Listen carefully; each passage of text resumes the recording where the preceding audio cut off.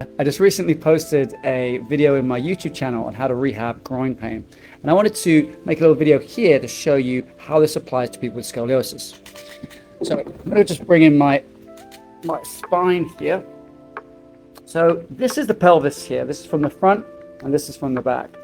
And what can happen a lot of the times when a person has a scoliosis is that the spine is bent off to one side and it shifts the pelvis out to one side or even lifts it up on one side. And you yourself might be experiencing something like that. But what that does down here to these hip joints is it can stretch one side on the outside and then also lengthen one side on the inside. And so a lot of people with scoliosis end up having some sort of pain within their pelvis, especially in the groin area. So I'm going to show you here how these exercises that we discuss in the YouTube video can be applied to scoliosis. Right, so the first exercise I work through is what we call a static isometric exercise. So that means we're not moving muscles. We're simply tensing the groin and adding strength to the muscles. And so this is important, especially as you get older, because we need to add strength around the hip joint to be able to stand up, move, run, play, whatever it is we want to do. The muscles of the hip are going to be involved in that because the hip does absolutely everything in the body.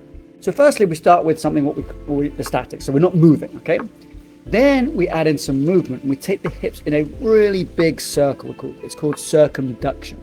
And this starts to stretch out the groin muscles, but also add a range of motion, because it's no good being strong without having the flexibility that goes with it.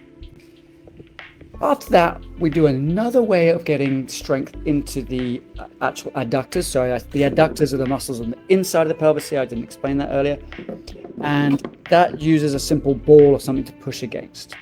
Okay, so now we've got another way to add strength, and then we do another way to add stretch. So it's called the Frogger stretch.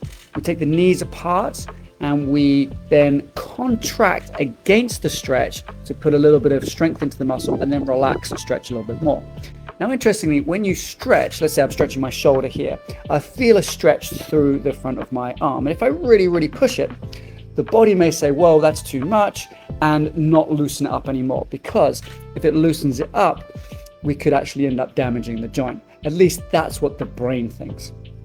However, if you take a joint to the end of its range, or a muscle to the end of its stretch, and then contract back, which is what we're doing in the Frogger stretch, the brain then says, oh, if we can contract in this position, we're not really in danger here of damaging anything. And so then immediately after the contraction, it will relax the muscles a little bit more.